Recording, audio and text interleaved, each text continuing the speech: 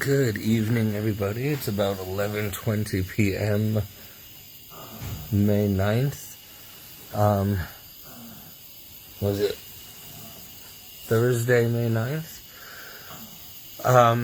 Well, I don't know where to begin. Lots to tell you. As you can see, I'm getting much better. Okay? My face isn't as paralyzed as it was. I can talk again. I can swallow and eat regular food. The transfusions are working. I did my fourth one today. I have one more on Monday. Then they're going to be discussing short-term rehab if I don't learn to walk before, I shaved my face today with an electric razor, but it doesn't do a close shave. The doctors are giving me 4 days off of constant poking and prodding to give my veins a rest. But on Monday I have to do full blood work and another blood transfusion, apheresis. God is good. Like, I'm making this video because I don't even know where to start and tell you what's been going on. It was bad, and I was dying. Like, I was a goner. Everybody here knew it. The staff, my friends, I knew it. It was so progressive so fast that I was shutting down, and my respiratory was next. I was definitely dying. Less than a week ago, I was almost quadriplegic. Now, I'm practically walking on my own, almost. This is a miracle. I've been praying out of my Bible and, begging God. And, I don't even know where to start to tell you all the things God's been doing through this terrible suffering. I've been offering this suffering up for my family, my stepmother, other people in the hospital, everybody, whoever I feel I need to pray for. And the suffering was so terrible that there was times where I'm crying all night, and I kept hearing the verse in the Bible saying there'll be tears at night but joy in the morning. And then in the morning God would take away all my pain.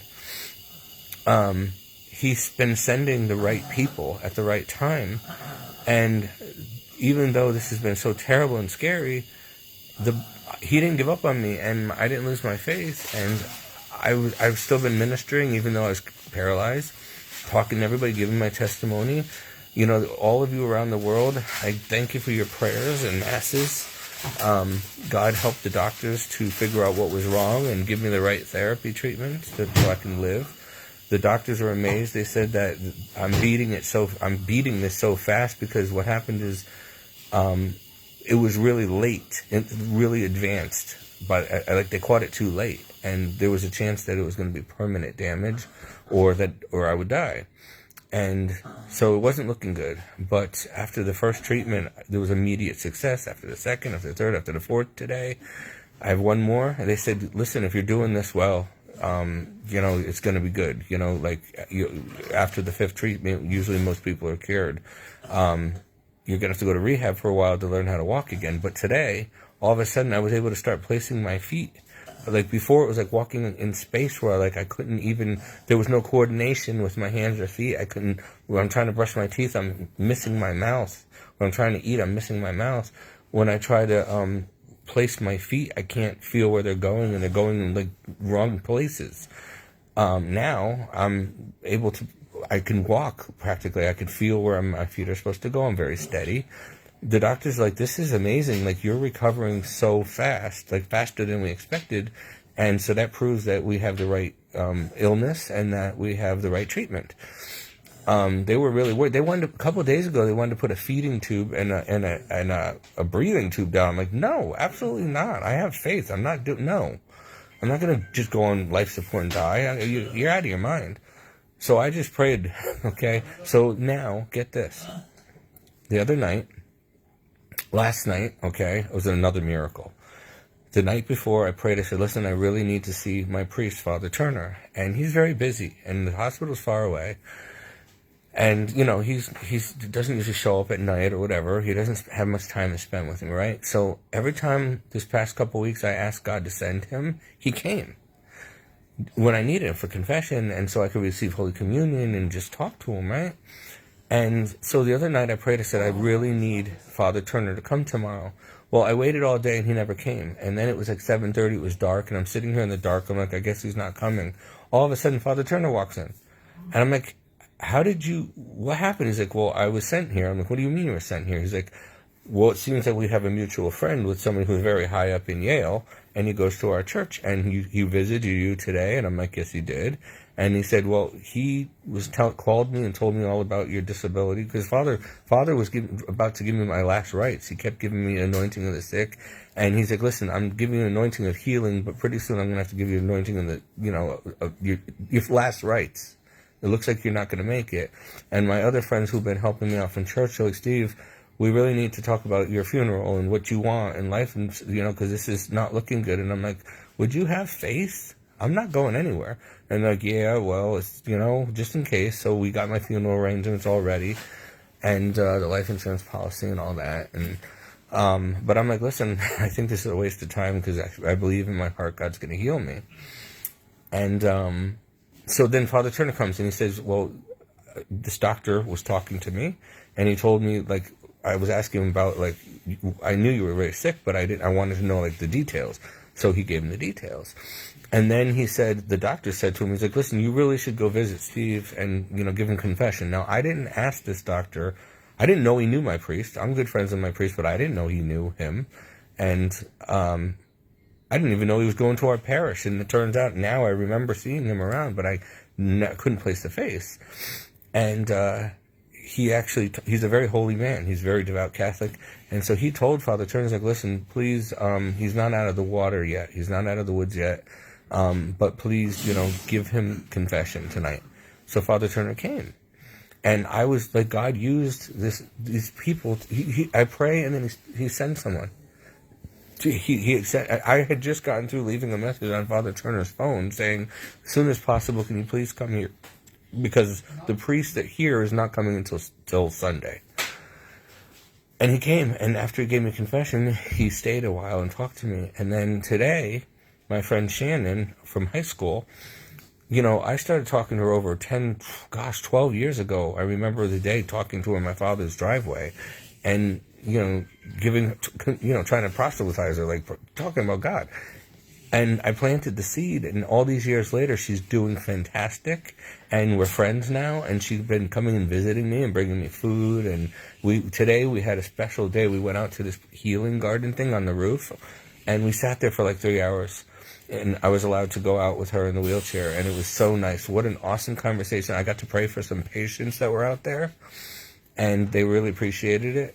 And then me and Shannon just talked. We had a wonderful time. She bought me food. I owe her, because I didn't have any cash on me, but I really owe her a lot. She's been bringing me Wendy's and food and all kinds of stuff.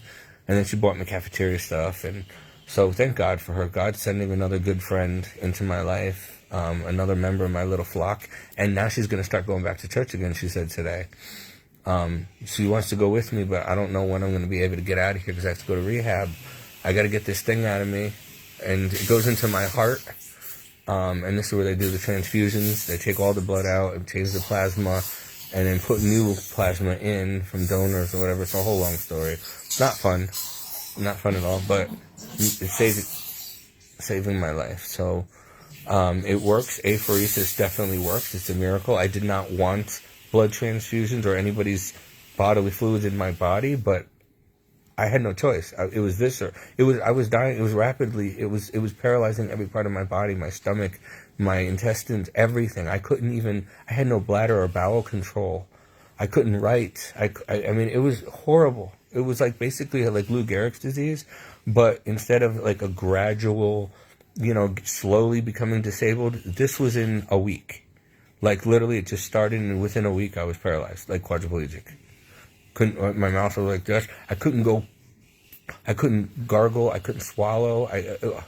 I wouldn't wish it on the devil. It was, and not only that, the pain that came throughout my whole body, like your whole body it's not normal. Like what happened is my immune system turned against me, and it's making bad antibodies that are attacking my nerves, my peripheral nervous system, and so I can't walk. I couldn't talk. Like it was killing me.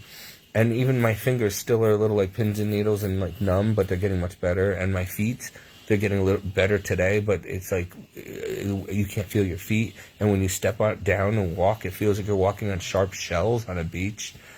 Just everything's super heightened. Like if somebody goes like this to me, it feels like a knife cut through me. Like it was horrible. And I have no reflexes. They keep hitting me with those rubber hammers every day. And there's no, so the doctor said, listen, I'm sure it'll come back.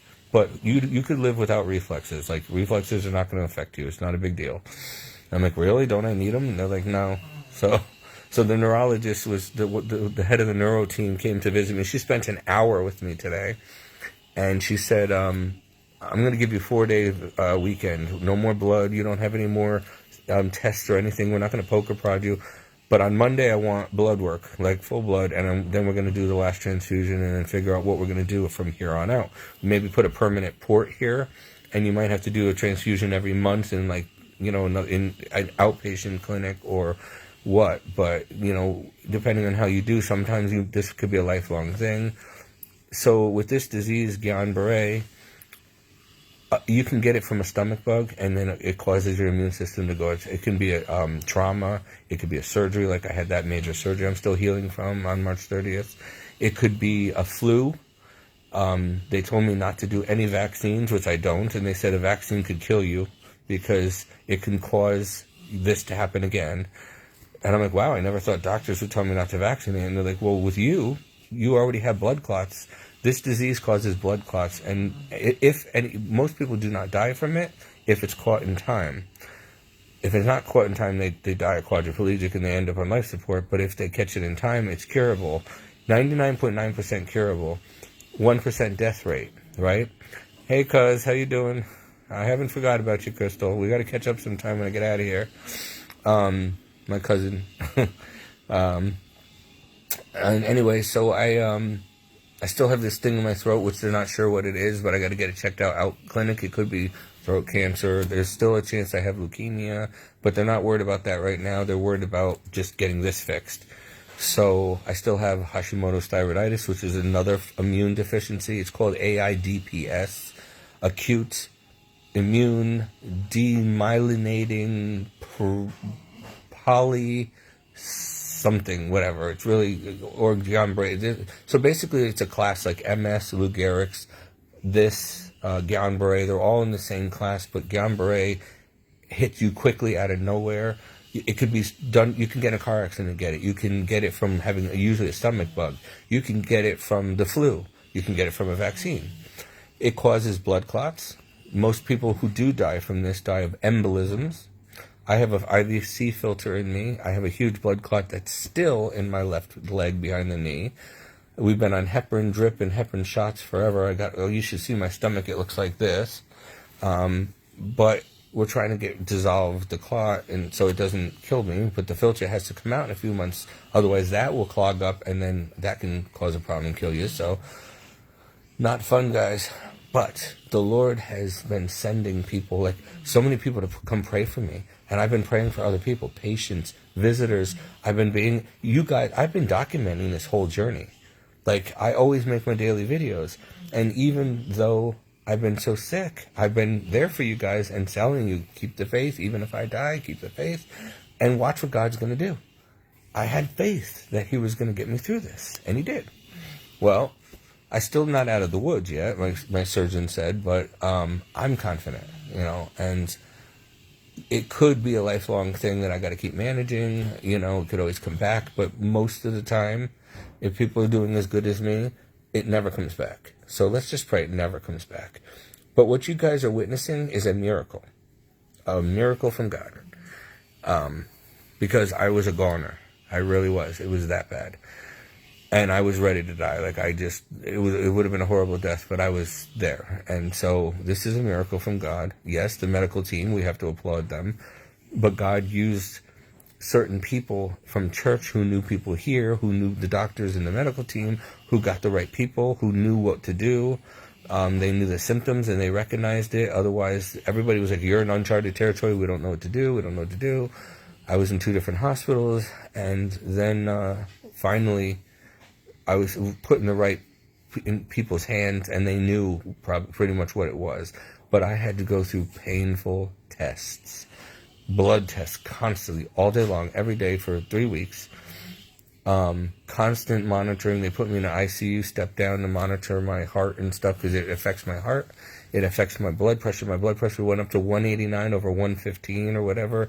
Then it dropped to like 50 over 40 or something like that. It was they had to resuscitate me a couple times. Then they realized, okay, this is part of the disease too. It makes your blood pressure run high and then drops low, and you never know when it's going to do that. And then they have to put me upside down in my bed to get the blood pressure to go back normal again. We finally figured that works. 4 times that happened to me. So it happened to me the other day during one of my transfusions, and they had to stop the transfusion halfway. And I'm like, no, keep going. So I was like, listen, just turn the bed on a 90-degree angle backwards, and then turn the machine back on. Like, are you sure? So they tested my blood pressure, and I was right. They're like, oh my gosh, it's so low. I'm like, put me upside down, and it will go back up. And so they did. And like, okay, we'll start the machine again. Because I gotta get this. I don't want to get like half-assed therapy. I want to get it, proper. Otherwise, it's not going to work. So there's just been so many little miracles and graces, and God's been sending people to help me in the most amazing ways. And people sent flowers. A friend sent flowers from Australia, ordered me beautiful flowers. They're still here in the windowsill. People have been coming to visit me, people from church, bringing Donna, my friend Stephen Six brings Donna a couple times a week. They do my laundry for me and then bring clean clothes, because for a while there, it was, leakage and all that other stuff. I couldn't, control my bladder and stuff, and now I can. And just amazing, quick results from the Lord. And because I never gave up faith and I never stopped preaching, even though I was, whatever. I told you guys I was to the end. I promised God that. And so I'm confident that He's giving me a new lease on life, and I can't waste it. If you think I preach a lot now, wait till I get on my feet again. Because I promised Him, I'm like, Lord, if you save me again, and you've saved me like 9 times already, I will do whatever you want. I'll go wherever you want. I'll get married. I'll be a priest. Whatever you want. Like, I already told you that. I believe, because I've heard from many people, that this is like a test, like Job. Will you still trust in me when it gets that bad? Will you still believe me? Will you still love me and praise me if I afflict you? I've learned a lot to really trust God and rely on Him, to just pray and watch Him work. There was a lot of drama here that God helped me clear up. The devil was in the details. The devil tried to take me out. Literally, he tried to take me out. But I just prayed to the Lord and just held on to Him. And look at the results already. And I'm not done yet. I'm still got to get a little bit better here. But look, I can. It's starting to come back. I can smile again. My eyes not like, all like down here, and So, people, you got to trust God. You got to pray. And I want to thank you all for following me all these years and for praying for me. Some people are like, oh, what can I do for you? I'm like, pray. Please just pray. Storm heaven with prayers. I have people in the Benedictine monastery, because my friend's there. He's a monk, and he's been praying for me, offering up Mass for me today, actually. Other people were offering up Mass for me. It's working. Yes, God and the medicine, it's working. I'm still not out of the woods yet, and I still have serious pain and problems, but I've been offering up my sufferings for people, to heal them, to join Jesus' sufferings on the cross, not wasting it. I told one night I was in so much pain because they took away all my pain meds and only gave me Tylenol 3 times a day, and I had to wait 8 hours in excruciating bone pain throughout my spine, and I was just tears were. I was like, Lord, I'm in so much pain, I can't sleep, and then in the morning it went away. But it was so bad, and tears coming out. I said, Lord, I trust you. Who needs this? Who needs this? I offer it up for whoever needs this, because I'm not going to waste this suffering. And I said, I pray for myself, for purification for myself, so I can be holy in the saints, but also for my stepmother Debbie and my family. Well, all of a sudden, a small miracle happened today. My stepmother called me, and even though I've told her 3 times, we talked the past couple of weeks, just to let her know that what was going on. And the first week, it was really bad, and I tried to tell her, like, listen, get ready, get my funeral arrangements ready, like, you're on the life insurance plan. She didn't want to hear it, and we got in a fight, and she hung up. And then the next week she called, and I told her everything was going on, but apparently she thought I had kidney failure or something, and I was on dialysis. But I'm like, no, I'm dying, and this is saving my life. And she didn't get it. So then today she calls me, and she goes, what can I do for you? I'm like, well, what do you mean? She goes, well, I want you to know that, I'll be there to help you in any way that I can. Like, if you're crippled or if you're in a wheelchair. I'm like, gee, thanks, And she's like, but listen, she goes, especially in a physical sense. And I'm like, what do you mean? She goes, well, if you need one of my kidneys or my blood, just tell me. I'm like, you need it. You're getting old. She goes, I'm 68 years old. I don't have that much more life left. I'll be fine. I don't need my kidneys. And I'm like, well, thank you for that, but I don't need your kidney. And she's like, well, aren't you on dialysis for kidney failure? I'm like, my kidneys are not great. My liver's really bad. I said, but no, I said, I already told you what's going on. She's like, well, what's going on with you? So I had to explain to her again. And I'm like, I tried to tell you I was dying. You didn't understand how severe this was. You can't help me anyway. I was like, I can't have your blood. I'm O positive. I'm a universal donor, and she's A positive, which means I can donate to anyone, but I cannot have anything else but O positive. So I can save many people's lives with my blood, but I can't be saved by anyone else unless they're O positive. So it's a rare blood type, but it's universal, and it's good, but at the same time, it's kind of stinks because it's, if I can't get O positive, I'm in trouble. But, so she can't help me with that, and if she gave me an organ, it would probably be rejected by my body, so, and she needs it. She's not well. Sorry, I'm just listening to my neighbor. He's not doing well, and I'm going to pray for him when I'm done with this video. I have to pray the chaplet for him because he's really, really, really sick. Like, I don't know if you can hear that, but it's like a death rattle and all this other stuff, and poor guy. Horrible, horrible suffering over the feeding tubes and breathing tubes, and so I got to pray for him, and at least in case he dies, the Lord will be there for him with the Divine Mercy Chaplet. So please, I just wanted to thank you all for following me all this time, and I'm sorry I didn't give you any updates recently, but I was very sick until recently again, and it comes and goes. Right now I'm feeling a lot of pain here because the food gets stuck, and then it stays here for a long time, and it hurts, and because of very bad motility,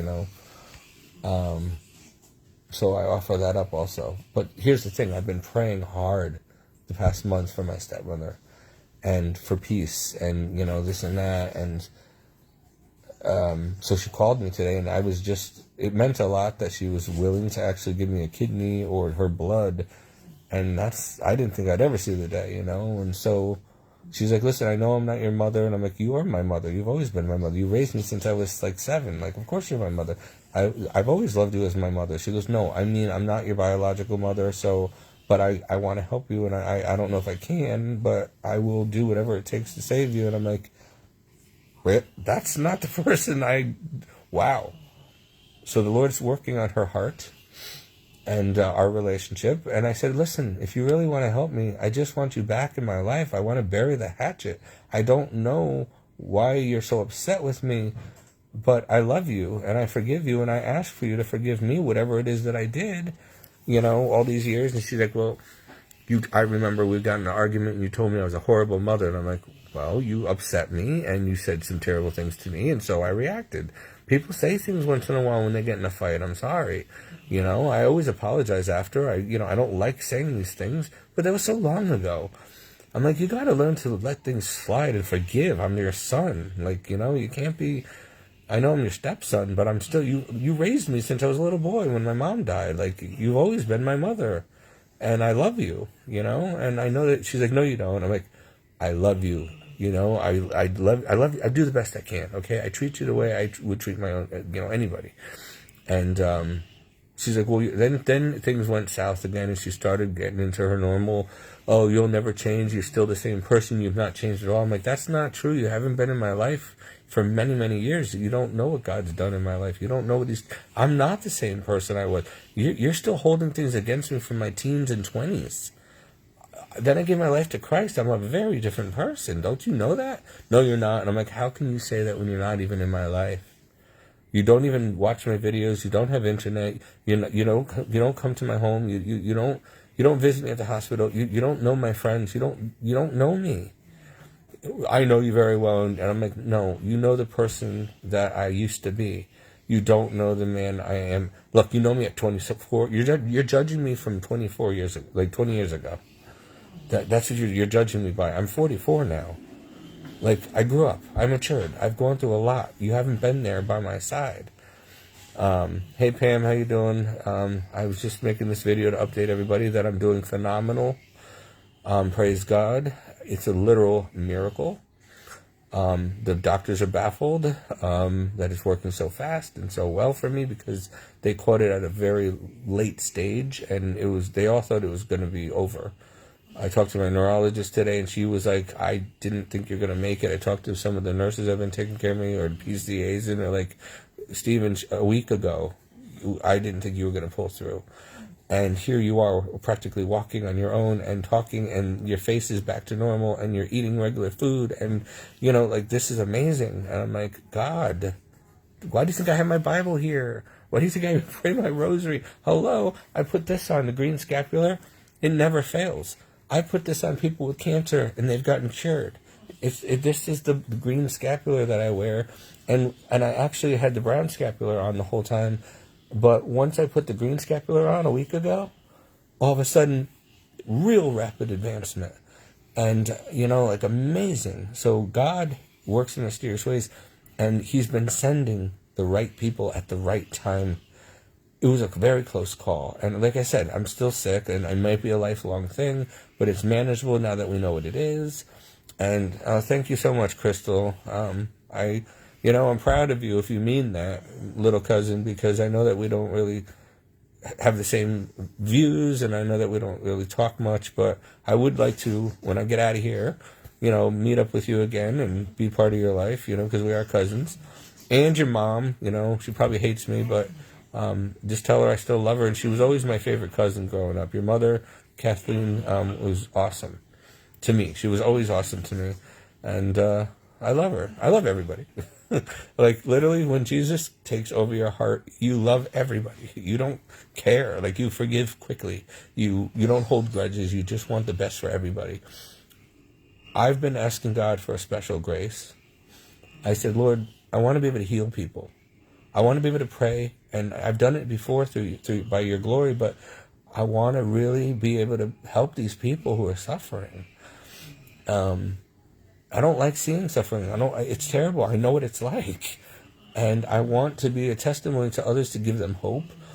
I want my story to go around to glorify God. I want people to know that God still performs miracles. You just have to really fight and keep the faith. The devil can't do anything to you if you don't lose your faith. And so there's other people in this hospital. I see so many people, these poor kids with cancer. I sit there in Smilo. I'm always there for other people, and I'm sitting there attached to this machine, and everybody in there is sick and getting transfusions, and they're bald from cancer, and these poor kids, and we all have something in common in there. It's like a salon, and everybody's like attached to machines with people operating it. And I see that, Pam. I agree. And so I just want to help them. And every time somebody goes by me, I'm like, Lord, please heal them, please. I don't want to lose souls, but I certainly don't want these people to suffer. I hate seeing suffering, I've always tried to help, to protect people's lives. Like, all the jobs I ever did was like executive protection, security, anti-terrorist training, lifeguard, CNA stuff. Like, I'm always looking out for other people. Like, since I was a kid, and when I was an actor, when I was in Hollywood, I said, if I make it big, I'm not going to get into drugs and all that satanic garbage. I'm going to use my money to open up orphanages and to help people and kind of be like a Mother Teresa or like Princess Diana type of person and go around the world and do good. But the devil runs Hollywood, and he doesn't let people like me have money because he knows it would be counteractive to what he wants to do. And he wouldn't want people helping people. So I got out of the biz because my health was failing me, even in my 20s, because of a boating accident that broke my back, and I didn't realize it. And my dad was dying of cancer, and I had so many opportunities come across to make millions. Movie contracts, jobs with Disney, in real estate. I did real estate. I worked for law firms. I mean, there were so many opportunities, but I let them pass me by because it wasn't. What is the profit of man to gain the whole world and lose his soul? I'm not a lover of money. Like, I need it, but I want to just. It's more important that I love people and I help people and save people. I don't want to be all about myself and, oh, look at me and look what I can do. Who cares? Like, I want to, whatever God does in my life, and I think it's going to be big. I know we're in the end times. I know the Antichrist is on the earth already.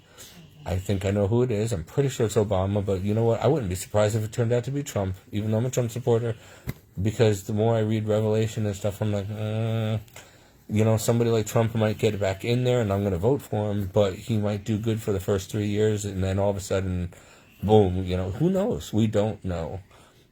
But either way, it's coming fast. And so I may die a martyr, and I think most of us Christians will if we stick to our guns. And, there's no greater glory than to give your life for Christ, right? And so, or to lay your life down for another. Again, I don't look for this thing. I don't want it. I almost died a white martyr this week. Sick. And offering up my sufferings as a saint. But I want God to give me the courage and, the courage and the grace to be able to do whatever I have to and never buckle. And this is a test. You guys saw that I did not lose my faith during this. And even though I was dying, I'm like, Lord, I'm in God's hands now. That's it. I trust you. Like, whatever, if you want me to die, then I die in Christ. If you want me to live, then I'm going to live. I can't do anything about it, so I'm not going to worry about it. But I'm going to love you, and I'm going to praise you, and I'm going to preach you to everybody until I can't talk anymore. And I videoed the whole process, not for the attention or the drama or flowers or whatever. No. I want God to be glorified. I want you to see what he can do. If he can do it for me, he can do it for you. Okay? I want you to see a miracle. I want him to be glorified and loved. And I want you guys to know the love of him. I want you to see that this is real, and that's why I do what I do. I know I'm a little crazy, but I'm crazy for Jesus, and you don't understand the difference. And I owe him everything. Look what he did again. Do you know how many times he saved my life from certain death? Drowning 4 times, plane crashes, almost twice. Many car accidents, falls, falling through thin ice, guns in my face, anaphylactic shock, death during surgery, near-death experiences. I mean, overdoses in the past, not intentional, but from taking too many meds and oh my gosh, the Lord is so good. And to think, when I was 16, I got smashed by a Mack truck, crushed in my car, walked out with a little bruise on my thigh. I should have been dead. I saw the light of God. I saw him stop time and slow it down like the Matrix. I saw the broken glass moving past my face very slowly. I knew that day was a miracle. Then a week later, I got another major car accident with my sister, but we survived that. I've been in so many. One time I was supposed to be on an Amtrak train to Florida, and something told me to take the bus at the last minute. I'm on the bus on my way to Florida, which I'll never do that again, because you have to keep getting off different buses, and it was a mess. I lost my luggage. There was people, all kinds of crazy people on there. One guy with syphilis kept touching me. Another lady had Tourette, and she's stabbing herself with a fork and ripping her. It was like crazy. Another lady cursed me. She came up to me and started preaching all these demonic things over me, and I had to slap her hand off and say, God's greater than you, and all that other stuff. I mean, my goodness. So I'll never do that again. But I'm watching the news on the coach bus a couple hours into my journey. That train derailed. Apparently some kids purposely threw a bus on the train track, and it was the first time Amtrak had ever derailed and that was the train I was supposed to be on, and people got very hurt. I don't think anybody died. If they did, it was few, but that would have been my train. Now, I probably would have survived it, but I don't want to go through it, you know? So it's just amazing, you know? One time there was a plane, and I knew it was going to crash. The Lord showed me that, you know, get off the plane now because there's going to be engine failure upon takeoff, and it's going to crash. And I tried telling everybody, and they wouldn't let me off the plane. So it started off the runway, and I just prayed. I'm like, oh my gosh, Lord, if this plane's going to crash, if there's going to be something wrong with the engine, do not let us leave the ground, please. And the plane's going really fast, and it goes up in the air, and immediately comes right down, right before we run out of runway. And we stop, and the pilot goes, that was a very close call. If we had left the runway, we would have crashed. We would have, a football field away, we would have crashed. There's engine failure, there's something wrong with the engine, but we caught it in time. So we were on the plane for a couple hours, and I'm like, I want to get off, I don't want to be on this plane. And they're like, no, calm down, sir, we're fixing it. I'm like, I don't care. I should have stayed on the plane. I should have trusted the Lord, because he obviously saved us. He gave me the premonition, I prayed, the plane didn't crash. But I got off the plane, and we went into a different plane. That plane was coming from Puerto Rico. It was already 10 hours. People were on that flight. There was no air conditioning. It was hot. There was no food or water left. It was crowded. Babies screaming. Toilet backed up. Oh, my gosh. It was horrible. And this plane had to keep making like 4 or 5 more stops before getting to Worcester Airport, where we had... Well, let me tell you a story. My friends and I decided to drive to Maine, okay, for a little summer, you know, week in Maine. But we went to the wrong spot, and it was really, really boring. It was like all old people. And I'm like, where's the tourist area? Where's the boardwalk? So we're like, you know what, let's just go to Florida. We'll call our friend Nikki and tell her we're going to go to Worcester Airport, and then we'll just go to Florida. So we got on a plane to Worcester. We went there. We had a great time in Florida with our friend, and then it was time to fly home. The first plane almost crashed. So we get on the second plane. It was a nightmare. It kept going up and landing. The more you have to make these stops, the more it's dangerous, you know? So, I'm trying to read all your comments, Pam. Hold on.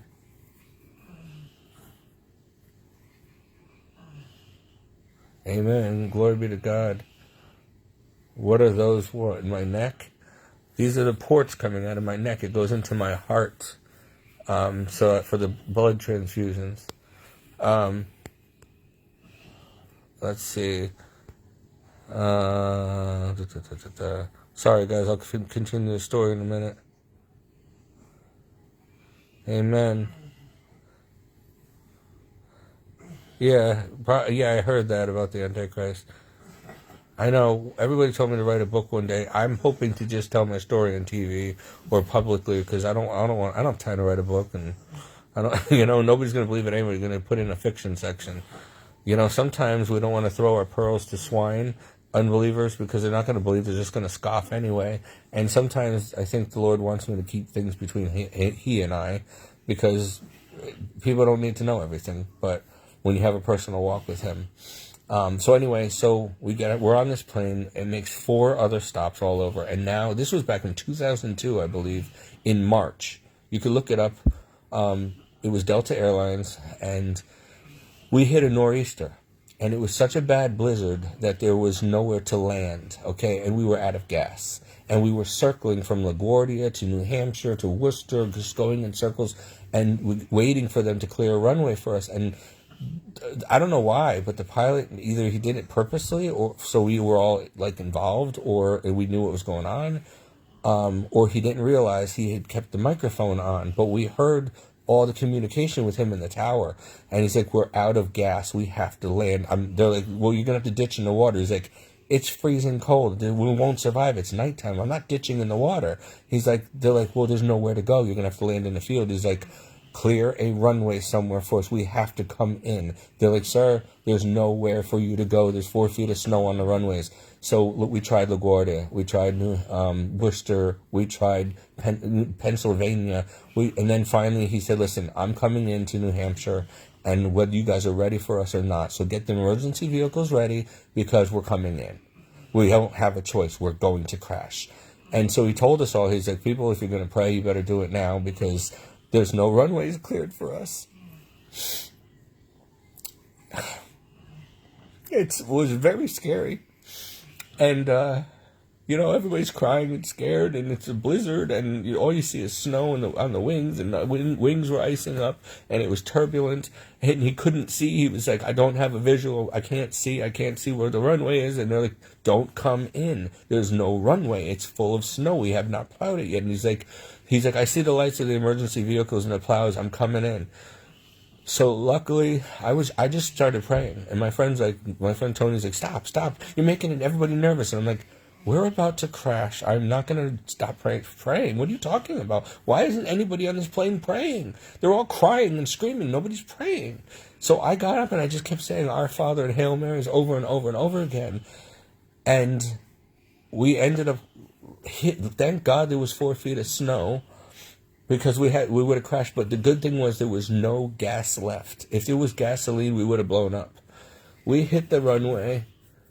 The landing gear, I don't know, luckily caught the snow and it slowed us down, and we skidded sideways. There was sparks and everything, and we slid into off the runway and into a field and into a big snowbank. Bam! It took them over an hour or two to get the place plowed out, and to have these bulldozers or whatever, or tow trucks, pull us onto the runway and get us out of this field or whatever we were on the side of the runway, this snowbank. We were sideways. Then they were actually thinking about gassing it up and taking off again. I'm like, no, I'm getting off this plane. I am not flying in a blizzard. This is crazy. I want off. Luckily, they decided, no, the blizzard's getting too bad. We're not going to. And I'm like, you guys are actually going to think about, after this plane just went through this, flying again into Worcester? Are you out of your mind? So the pilot, when he came out, I said, we were goners, weren't we? He's like, kid, that was a miracle. He's like, I have been a pilot for 20 years. I didn't think we were going to make it. He's like, that was a miracle. We were gone. And I'm like, well, I prayed a lot. He's like, thank you. And then everybody was getting off and clapping and telling me, thank you so much. You saved us. I'm like, I didn't save you. Jesus saves, not me. I just prayed. I said, you should have all prayed. Shame on you. But I had to pray because that was the right thing to do, And so everybody was thanking me and crying and saying, thank you, thank you, thank you. And I'm like, don't thank me, thank Jesus. And then, I talked to the pilot and he was like, yeah, he's like, thank you. He's like, I thought it was over. Like, I don't know how we made it. So, yeah, almost every time I got on a plane, one time my family and I were flying to Aruba, and the landing gear got stuck, and we had to circle for hours, and we were out of gas, and you can see the sharks in the water, and we were going to have to ditch in the water. This was back in 1995. That was scary. The plane, they said, listen, get ready for crash landing in the water. There's flotation devices underneath. They were getting us ready, put your, life vest things on, and blah, blah, blah. And they did an aerial gas. Like, I didn't ever think they can do that. They had a jet, like a fighter jet or something, literally had a gas hose come out and do a mid-flight gas. Like, they put gas in the plane. Like, we saw it right out the window. I'm like, you see this fighter jet next to us, and this long thing, like a gas nozzle coming out, and it went right into our plane and gassed us. Like, that's amazing. So we had enough gas, and then the runway, the front wheels were still stuck. They were jammed. They would not come down. So I didn't pray at the time because I was a kid. I was like 15. I mean, I might have prayed. I don't know. But all of a sudden, he's like, listen, we're going to have to ditch in the water. There's nothing we can do. I can't get the gear down. And we're going down, and we're about to go into the water. And praise God, there was a big bang. And the landing gear freed just in time. And he's like, the landing gear's free, the landing gear's free. And he went right back up and turned. And he's like, and he landed on the runway safely. And I'm like, because, water landings are not good, especially when there's all sharks in the water, right? And a lot of times the plane breaks up. It's like hitting cement. It's better than hitting land, but it's still, it'll tumble and whatever. It's not, you don't really survive that. The flotation devices are just in case, and they're usually just for like false sense of security. So And then I can tell you another thing. In 1994, Hurricane Andrew, my family and I took a cruise on, what was the name? The Horizon. Our MV Horizon. It was one of the biggest, newest ships that they had at the time. And we used to cruise a lot and stuff when I was younger. And we were coming back from, was it Bermuda? And we tried to outrun Hurricane Andrew. It was coming up behind us. So the captain said, he's like, listen, I don't do this. We don't want to do this, but we don't have a choice. It's hot on our heels. And it was scary. There was all kinds of colored blue, red, lightning, yellow. The waves were crashing over. The boat was going all over the place, and things was crashing everywhere. And then he's like, listen, I don't want to do this, but we're going to have to go through the Bermuda Triangle. He's like, we're not allowed to do that, but we're not going to make it to this hurricane. So it went from really windy and rough seas, like up and down and whatever, and then all of a sudden you cross over the Bermuda Triangle, and it was eerily quiet and calm and foggy and dark, like black darkness with fog. And it was like that for like 4 hours, and we went out on the deck, and it was like humid, and it was so quiet. It was like the blackness of the night surrounded you like a blanket. It was eerie. Like 1 minute the hurricane's right on our tail, and the next minute nothing, not a breath of wind, no waves. The water was like a mirror. Like we went from tidal waves to stillness. The whole time we went through there, an eerie stillness. And then we came out the other side, and we actually made it back to New York a couple hours earlier than expected. We were supposed to arrive at like 7. I think we arrived into port at like 5 or something. But also that ship, before this happened, when we went, I think it was when we were going to the Bermuda Triangle or whatever, all of a sudden we heard a big bang, and we thought we hit like a reef or something, and the whole ship went sideways. And people tumbled off their chairs. All the bars, all the liquor smashed. I mean, it was literally on like a, 60-degree angle. You couldn't walk up straight. Like the elevators, people were trapped in the elevators for hours. People were, it was a nightmare. Like the midnight buffet, it was around midnight when it happened. All that food, like Venetian tables of food, just fell over on the floor. So it was scary. And here's the problem. Luckily, there was no waves or anything. It was calm, like the Titanic. But we're in the Bermuda Triangle. The boat is sideways, and we couldn't get off the boat if it was sinking, because the side that was towards the water, there was lifeboats. And they're normally, there for us to get in, and you lower them down. They were hanging so far from the boat, we couldn't get into them. And the other ones were up against the side of the boat, so you couldn't lower them down. So there was no lifeboats available to us, and the boat's literally sideways. And the captain said we must have thrown a rudder or something. I don't know what it was. Like it was a big bang, and then the whole boat just flipped over on its side, and we thought it was going to roll over and we were going to die. And I was on the deck playing games with teenager games with the staff, some kind of dating game thing, and no, actually I was in the cafeteria, but it was right near the pool. There was a big saltwater swimming pool, and we were like, the doors were open, and we were in this like cafeteria area, and we were playing this dating game thing. It was stupid, and then all of a sudden the boat flips, and the pool came rushing into the room and swept us all off our feet and like into another room, and all the deck furniture was like against the railings and falling into the water. So me and my friends, of course, being stupid teenagers, I was like 14. We're out there hanging on the railing, looking into the water, and like stupid, we could have fallen in. But my parents were freaking out. They were in the casino when it happened, and they were like, "Oh my God, where are our kids?" And we were like out there, like near the deck. Like we could have fallen in the water if we were on the deck. The water from the pool would have washed us overboard. So luckily, we were in the cafeteria room when it came smashing through the doors, and it swept us off our feet. But honestly, it was awesome. I'm not gonna lie. Like, I didn't see Titanic or the Poseidon Adventure until years later, but I wish I had seen them before, because this was like a monumental Titanic moment, and the fact that I lived through it and we survived it, it was awesome. And I don't know, after a couple hours, it was a stabilizer. The stabilizer had gone. They fixed it, and then the boat just went whoop, and went back. And then we started our journey again. We literally stopped sideways for a couple hours. And, it was, people were panicking. They're running around with life jackets on. And our parents were freaking out because they didn't know where we were. Or where's our kids? Oh, my gosh. And then I'm like, we were on the deck, and they're like, what? So anyway, nobody got hurt. People got hurt, but I didn't.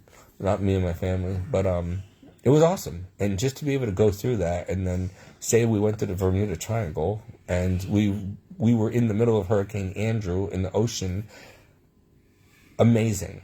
And I wasn't scared as a kid because, you don't have common sense. I'm like, oh, this is so cool. And the boat's going like this up and down. And then we couldn't go outside because of the wind and the lightning. And then all of a sudden it goes from hurricane strength. That was a Category 5. We should have sank. To sudden stillness. Like literally 100-mile-an-hour winds to nothing. Stillness. Makes no sense. How can it possibly... Why did the hurricane not go through the Bermuda Triangle? It's a weird place. I know most people aren't going to believe this, but I'm telling you the truth. And so, awesome experience. We had something to write home about. The next year, we went to Aruba, and that's when the plane almost crashed in the water. Every time I travel, there's got to be some drama. My whole life. So don't fly with me or do anything with me because you're going to have a fun time. But just I could write books on what I've experienced in my life. What about the time when I was 5 and I fell through ice and nobody was around in a pond and I was drowning, and next thing you know, I'm in my dad's backyard. We had a pond in the backyard. And I had to go out because the neighbor yelled at me because the kids next door threw a milk gallon on his pond on the ice. And he said he made me go out there to go get it. So I go out there and I fall through the ice. And he went in the house, didn't even see it. So I'm over there drowning. I had this big snowsuit on. It was soaking wet, pulling me down. And next thing you know, I'm back in my parents' in the backyard, about 20 feet from where I fell in. No recollection of how I got out. Nobody was around. I remember being soaked and cold and running in the house to tell my dad what happened, and he was yelling at me. He's like, you're getting the house all wet. Why are you so wet? What's wrong with you? Oh, and I'm like, I fell through the ice in the pond. He's like, what were you doing on the pond? Stupid. I'm like, no, like, oh my gosh, are you okay? Go change. You're making a mess. And I'm like, now my dad was not normally like that, but he had just lost my mother, and he was going through a lot at the time, and so, a lot of stress, and he had a stressful job as a cop and homicide detective, and I don't know, he was suffering a lot, he was dealing with it in his own way, so he didn't mean to take it out on me, but it was kind of like, Dad, I almost drowned, and, but the point is, who saved me? Who? God, or an angel, something, because how did I get 20 feet? I was in the middle of the pond. And then I'm 20 feet away in my yard, in the backyard. No recollection of being dragged out or anything.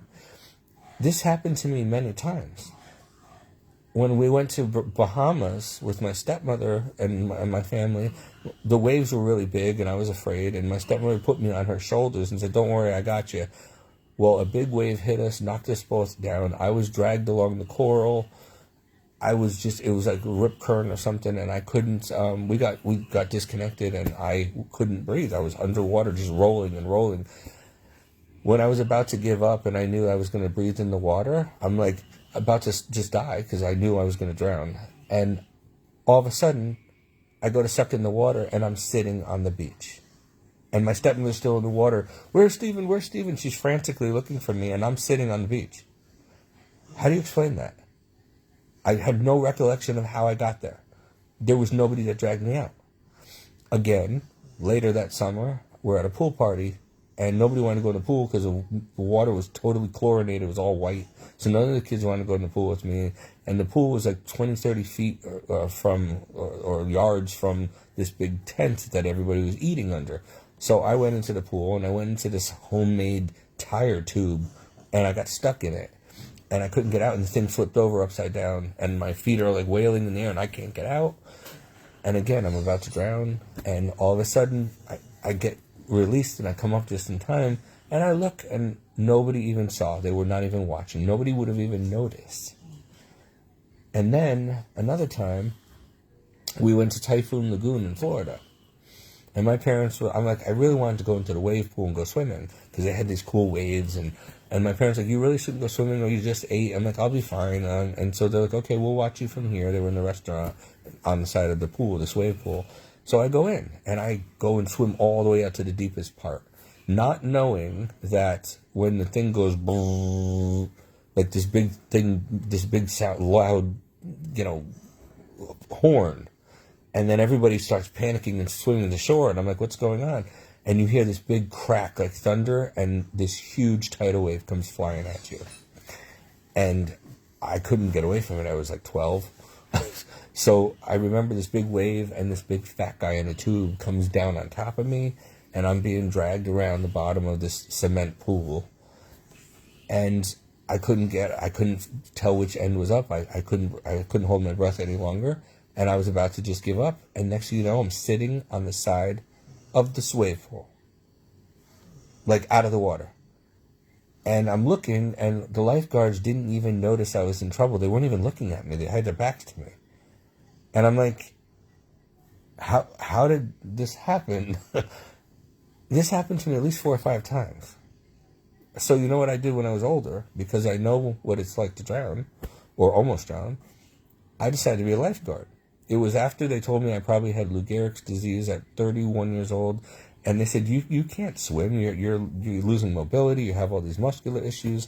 It was hard, but I wanted to save lives, and I needed a job, and so I went to get my lifeguard license, and the last test was putting a heavy cinder block brick on your chest and swimming back and forth in this Olympic-sized pool 20 laps on your back with just your legs and this brick.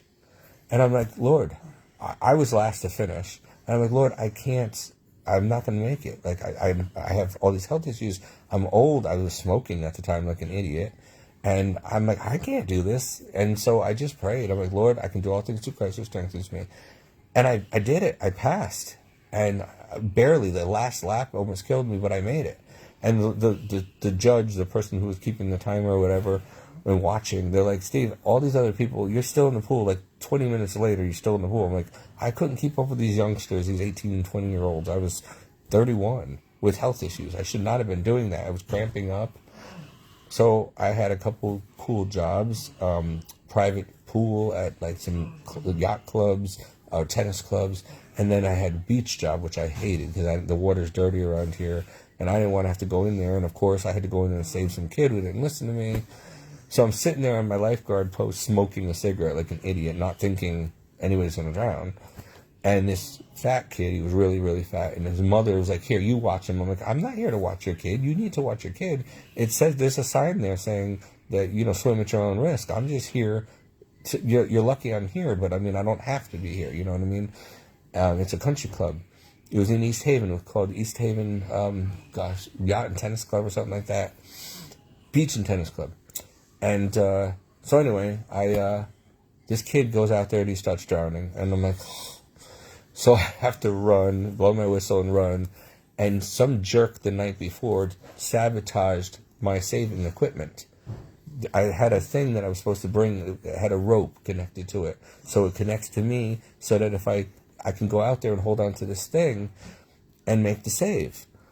They sabotaged all the equipment we used to go make our saves. So I had to go out there with nothing and get this really heavy kid, and I got him, and he was kicking him. I listen, just trust me, I got you. I brought him back to shore. It was like pulling in a whale. We made it. Everybody's clapping. I'm laying on the ground and everyone's like, oh, thank you so much, and, you saved my son, and blah, blah, and I'm just like, go away. I almost drowned. I ended up quitting after that. I'm like, I'm done. I can't do this anymore, But I was an idiot for smoking anyway, and sitting there, getting sunburned all day, and getting skin cancer, which I had removed a couple times. But I made a save again, and it was cool. So anyway, what's the point? All these amazing experiences in my life, God got me through each one of them, even when I wasn't walking with him. Like the car accident when I was 16, getting crushed in my car by a Mack truck. I was supposed to have 8 other kids in their car. I used to take all the popular kids to school because I was the only one with a car. And that day, everyone canceled. Thank God, they would have been crushed. I would have died, with their bodies. And God saved me. And I remember when I got the car, there was a crucifix in it. And I had it blessed, and I put it in the trunk. Well, the trunk was the first thing the truck hit. And it crushed the crucifix into like 30 pieces. And then it spun me around, and it ran over the front, crushing my legs, the engine into my legs. So the car was like a ball. And then it catapulted me into my friend Kim Davitt's car. And it was all going in like slow motion. The truck was totaled. The truck then hit a lady who waved me into traffic. She told me to go, but she didn't see the truck coming down a hill with a full load of gravel at 15 miles an hour. So I pulled out in front of it, and the truck didn't have time to hit the brakes, and he, bam, and he tried to turn, and everybody who witnessed it said it was like a miracle because this truck was on 2 wheels on its side, ran me over twice, and then hit the lady who waved me and crushed her car. And I got sent into Kim Davitt's car. She was just stuck in traffic waiting, and she saw me coming, and I saw her, and I scraped the whole side of her car, and then I ended up 100 feet down the road up against a guardrail. Next thing you know, I hear screaming, bloody murder, screaming, and I'm like, oh my God, I killed someone. And so I'm trying to get out of the car, and I had to crawl out of the passenger side window, and I wasn't hurt, but everyone's like, oh my God. And I ran up to her car, and she's like, you did this to me. And I'm like, you're the one that told me to go. Didn't you see the car coming? I couldn't see it from where I was. You told me to go, so she made a spot for me in traffic, and I went. I trusted her. Never trust other people. Always make sure you're looking. And I made an illegal left turn on Cedar Lake Road. And, after that, another car did the same thing because the road was blocked with construction traffic, and we had to go left to get to school, and they were making us all go right, and it would have taken me 4 hours to get to school. So everybody was taking this illegal left turn. I saw my best friend's mother, who's a teacher, and she was in front of us.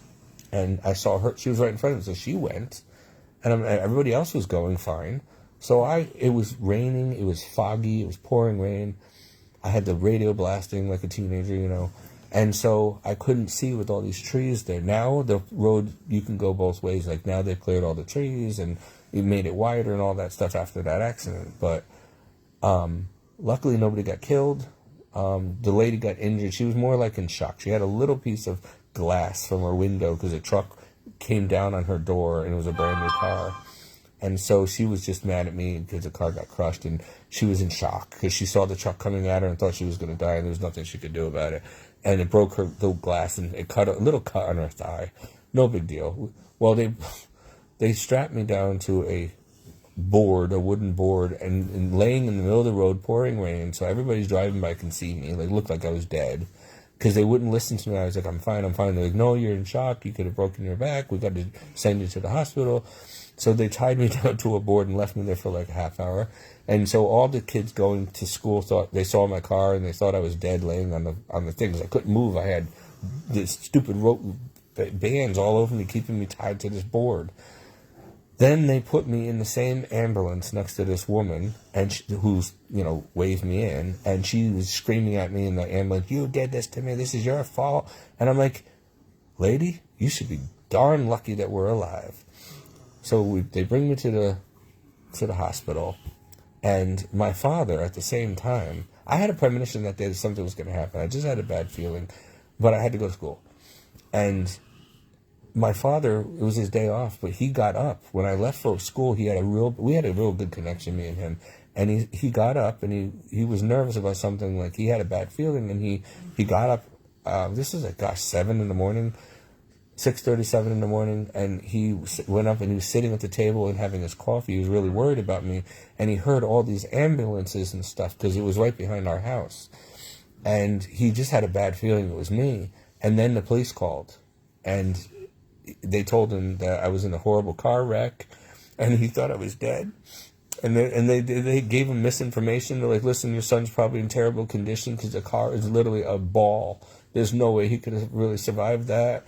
And so my father had to go down there, and drive by the wreck to, to get to the hospital, because of the road construction blocked off our road, so we had to go that way. It was a detour. And when him and my stepmother drove by the wreck, they're like, there's no way he survived that. And if he did, he's got to be crushed. Like, the car's a mess. There's a 4-car pileup. Like, there's no way he survived. And so they get to the hospital, and I'm panicking. The doctors say, oh, your parents are here. And I'm like, oh, my gosh, they're going to kick my butt. Like, we got sued, a big lawsuit by the town because, it was my fault. And they were like, I thought they were going to beat me. And they came in, and the look on their face, like, you're okay. And they gave me this big hug, and they were crying. And I'm like, you're not mad at me? And they're like, hell no, we're not mad at you. You're alive. Like, you're not hurt. I'm like, no. And they're like, how is this possible? We saw the car. And I'm like, God. There was like a white light around me. And I felt his presence, and everything went into slow motion for a minute. And then all of a sudden it stopped, and it was real time again. And he saved me. And so they took me we had to go get my backpack and stuff out of the car. So we went to the junkyard where they put the car. That was the first time I saw the car myself. And the trunk was open. It was crushed. My book bag was in the trunk. The only part of that car that was not scratched and the window wasn't broken was the driver's side door. Every part in front of the car and behind that door was just smashed in, but not my door and not my seat. Yes, my feet were a little crushed, from the engine, but I didn't get hurt. And it was just where I was sitting. There was no other part of the car left. Even the sunroof was smashed. I mean, it was... So we pry open the trunk, and I get my bag out, and then that's when I saw the crucifix. It took the brunt of the impact, and I picked up every splinter of it, and I brought it home that night, and I glued it together, and I still have it today as a testimony. You can't even see the glue or the cracks in it. It's like it never got shattered into 30 pieces. So I keep that in every car.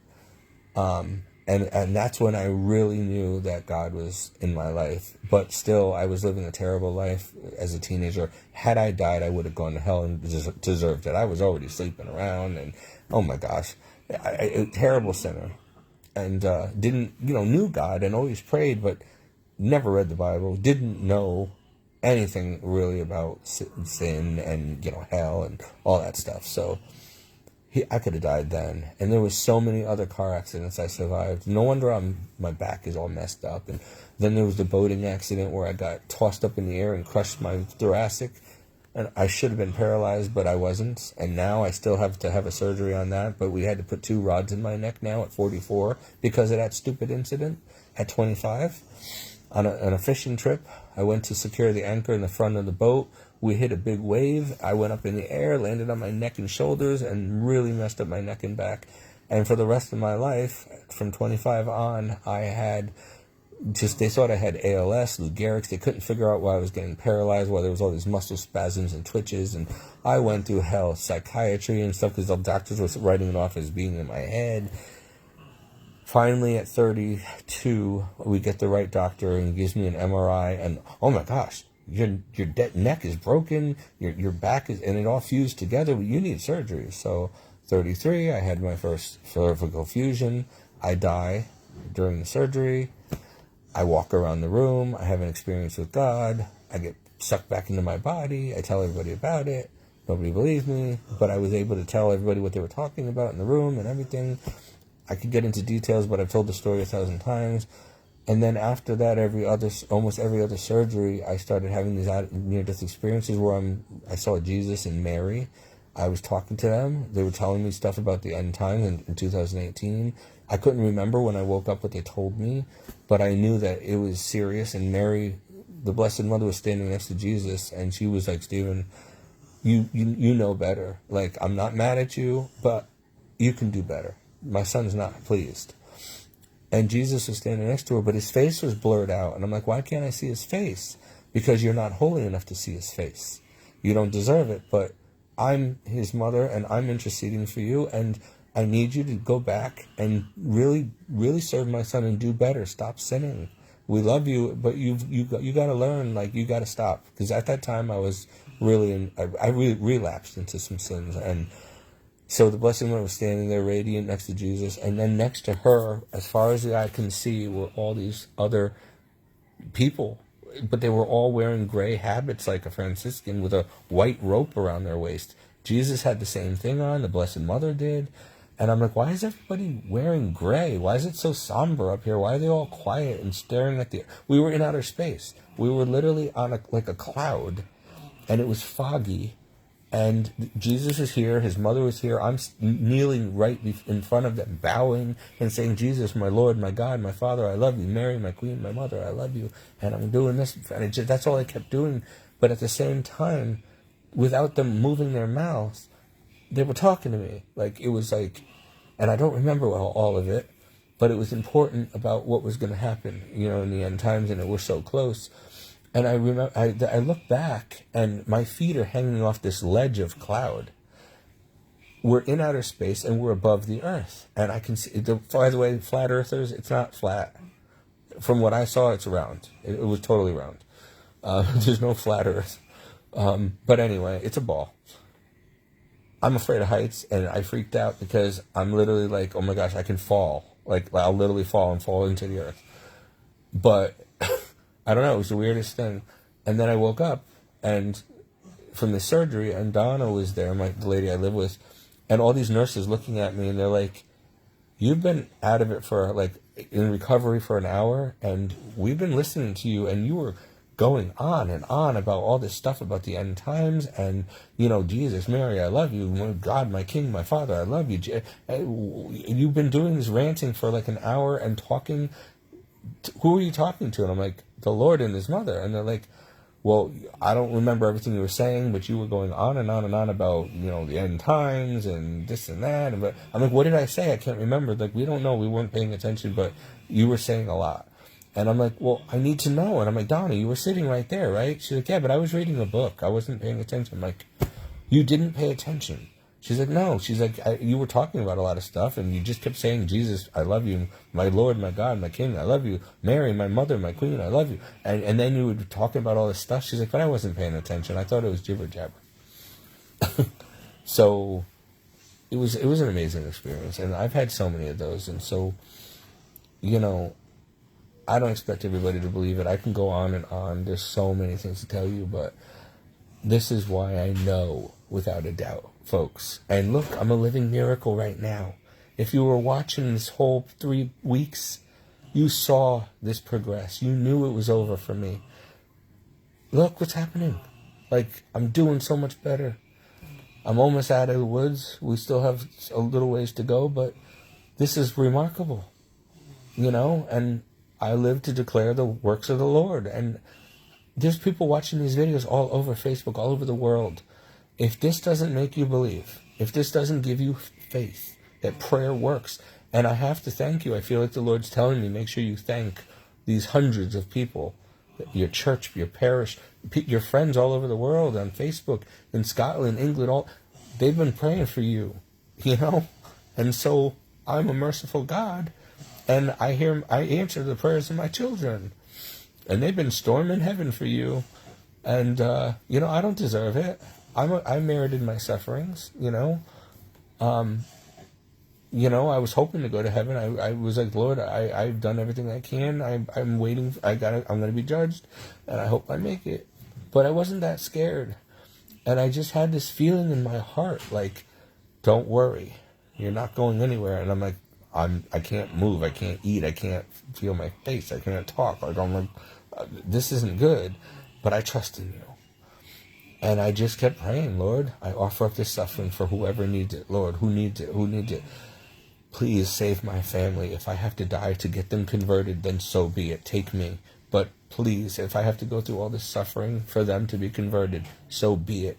But I love them, Lord. Don't let them go to hell. Don't let my friends go to hell. Like, please make good come out of this. And God, people, I can't tell you, I can't even describe what these past 3 weeks have been like. The fear, the paralysis, the pain, the neurological pain. Oh God, it hurt so bad. My back hurt so bad. being stuck in these hospital beds. I'm still in pain right now. It's sitting here. I really didn't think I was going to make it. Nobody did. And here I am. And I documented the whole thing. Crazy Steve, but if I didn't, nobody'd believe it. Like, when I get out of here and I'm fine, or doing better than ever, and I'm walking again, people are not going to believe that what I went through unless they watch these videos.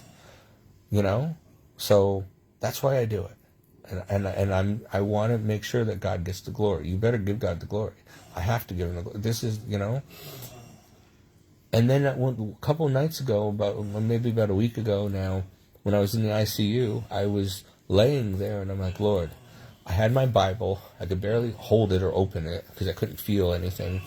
And I'm like, Lord, just give me a rhema word. Like, tell me what's going on. Like, what's going on? Like, what's going to happen to me?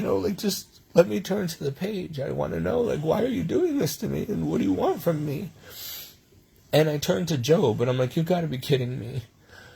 And then I realized in my heart, I read a little bit again, because I've already read it, and I'm very familiar with it, but I'm like, no, Lord, I can't be Job. Like, he was a righteous man from the beginning. I'm not. I've never been. I've been a terrible sinner.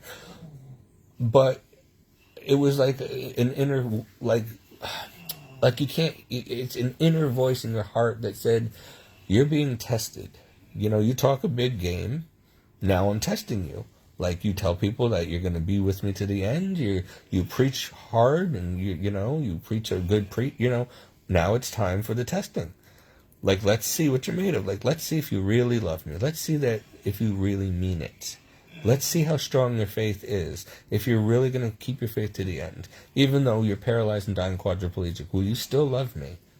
And, I kept telling God, I'm like, Lord, please, I don't want to do this, but, if there's any other way, but just give me the courage to do it. If I'm going to die this way, fine, but I want to make it count, save my family, save my friends. And then all of a sudden, the treatment started working really fast, and it was a miracle. And I got confirmation from my priest, I think, and a couple other people, and Apostle Philip Cornerstone, that this was a test. And like Job, a test, and I will pass the test, and God's going to use me powerfully. But sometimes, if God's got a big mission for you, he's got to put you through the crucible to, test you like gold in a fire, to see what you're really made out of, to see if you're going to be faithful to the end. Will you die for me as I died for you? You say you will, but it's a whole different thing when it comes to the actually doing. I'm like, Lord, I don't really have a choice right now. I'm in your hands. Like, there's nothing I can do. The doctors were telling me I'm in uncharted waters here. They don't know what it is. My church and people are coming and anointing me and saying that, do I have, funeral directives? Do I have a power of attorney? Does my family know? What do I want the church to do for my funeral? Where's your life insurance policy and all that? And so, yeah, it was scary. But at the same time, I had this sense of peace the whole time. Like, I wasn't worried about it. And I said, I'm like, listen, to live for Christ is gain, to die for Christ is gain. Either way, it's gain. I'm in God's hands. I will preach to the end. And if I die, I want the whole world to see these videos and say that this kid kept the faith through all of this. We need to as well. Like, if he could go through this and keep the faith to the end, he's got to know something. And I wanted it to inspire other sick people, who are going through this. Like, listen, God loves you. Please give your life to him. Well, even on your deathbed, like, don't give up. Do not give up. Don't stop praying. Don't stop loving him. Don't stop obeying him. Don't give up. That was my message if I died to you, all of you. Like, no matter what happens to me, do not lose the faith. It doesn't mean God doesn't exist. It just means it's my time. We all have a time. But I believe he's going to heal me. And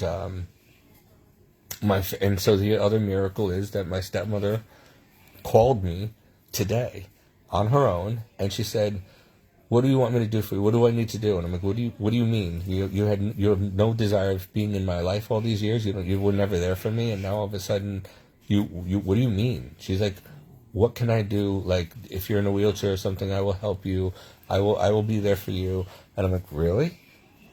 Really? Like, she's like, well, if you're like crippled or quadriplegic, whatever, I'll be there for you. She goes, but on a physical sense, what do you need from me? And I'm like, I don't understand. She's like, do you need a kidney? Do you need my blood? Do you need a blood transfusion from me? Like, what do you, I know I'm not your mother. I'm not your biological mother. It might not work, but I will try. She's like, I'll give my life for you. And I'm like, is this the same woman?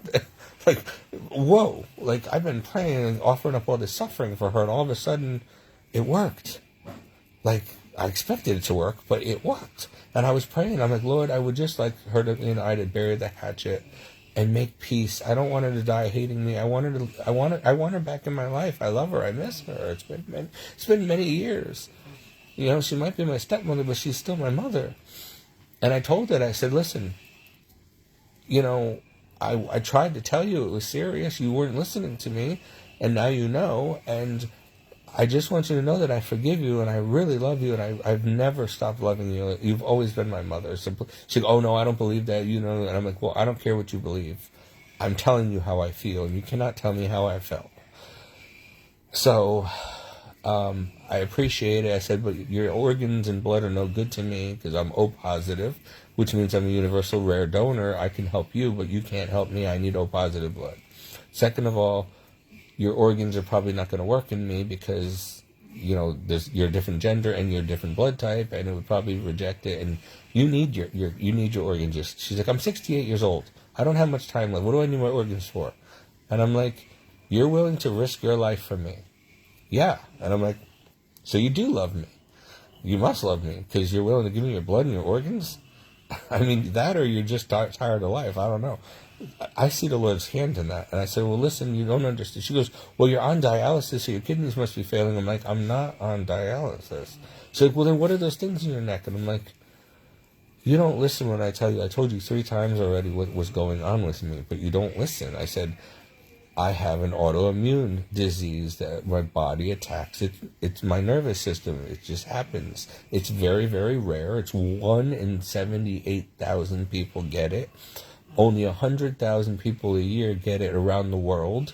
It's very, very rare, and they're still learning about it. And so I need to get my blood transfused. They take they take all the blood out, the blood cells, white blood cells, red blood cells, platelets, in a machine.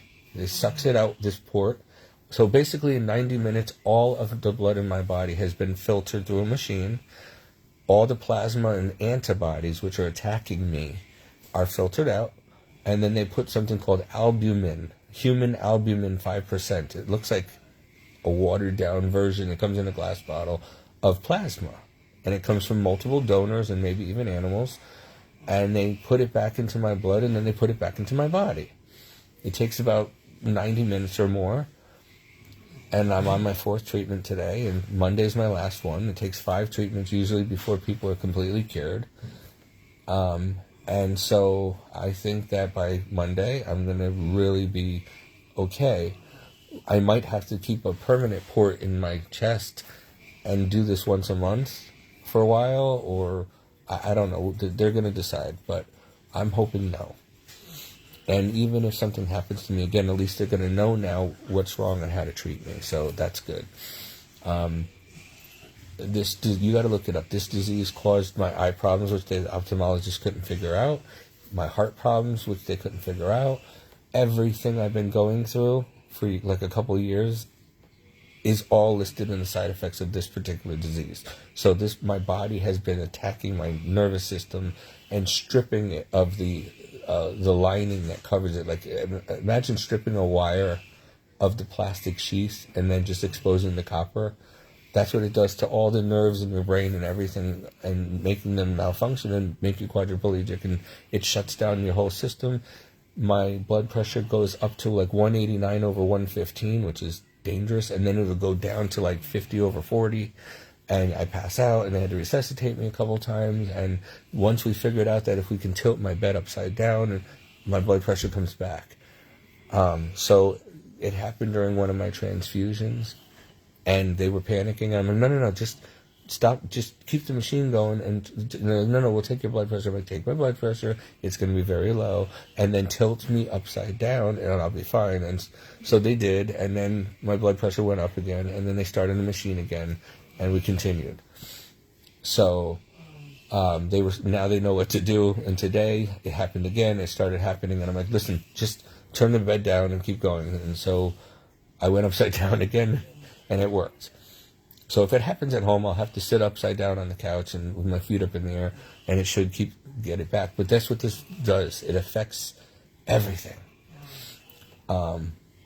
So all these things I've been dealing with, these mystery illnesses that the doctors couldn't figure out, now we know.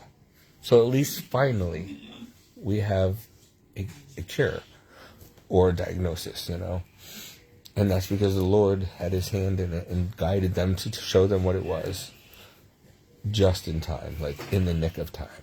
Okay? Like literally the nick of time. So, yeah, I mean, he's amazing. And I have documented this whole journey so that what may, whether I died or lived, you would praise the Lord and pray and see, And so let's see what happens, I'm feeling good about it. I mean, look at me. I can talk. I can smile again. I've got color back in me. I can feel my fingers again, and my feet again are getting so much better, I can, my body's not numb anymore. I have control over my bowels and my bladder again. There's still a couple of things that have to be worked out, like my stomach motility and stuff. But in time, I'm starting to be able to walk again without, and stand up straight without buckling. They still want to send me to rehab, but I might not have to go come Monday. I might be walking on my own. Today I had a visitor come, my friend Shannon, and she brought food, and we spent 3 hours in the garden on the roof, healing garden, and had amazing. I was praying for people with them, and talking about Jesus, and everybody was listening. And then me and Shannon were talking for a long time, and we just had a really good day. Praise God. And she needed it, and she was celebrating a certain anniversary, and I am celebrating a new lease on life. And yeah, it's been a real terrible journey. But he kept sending, good people, huh? So yeah, just amazing. So I'm happy, I'm blessed, and I thank you all so much for what you've been doing for me this whole time, and for sticking by me, not giving up on me. So yeah, I gotta get going though. It's almost 1 a.m, and I gotta get some sleep. But yeah, I just wanted to fill you in. I don't know why I told you all of those things, but believe it or not, whatever, I don't care. I know it happened, and there's so many more things I could tell you. If you guys don't believe me by now, if you don't see it by now, then I don't know what to tell you. But the Bible's true, and Jesus is real, and his mother's real, and it's all true. So please believe. Please get saved, and I thank God publicly, the Lord Jesus Christ. Jesus Christ is Lord. He saved me again. Praise God. I don't deserve it. And, he's been doing such wonderful, amazing things. So if he can do it for a sinner like me, he can do it for anybody. Just repent and come to him. He's waiting for you. He wants to embrace you. He wants to forgive you. He doesn't want to send you to hell. He wants to forgive you. But he's running out of time. And once the time is up, it's over. You will die in your state. You know what I mean? So don't do that. So I got to go because we're having an emergency in the next with the next bed. So I'm gonna end it here. But please pray for my neighbor here. I'm gonna pray for him right now. The Lord has been telling me to pray the Chaplet of Divine Mercy for him all night, and I've been making this video, so I have to do it right now because he's dying. God bless.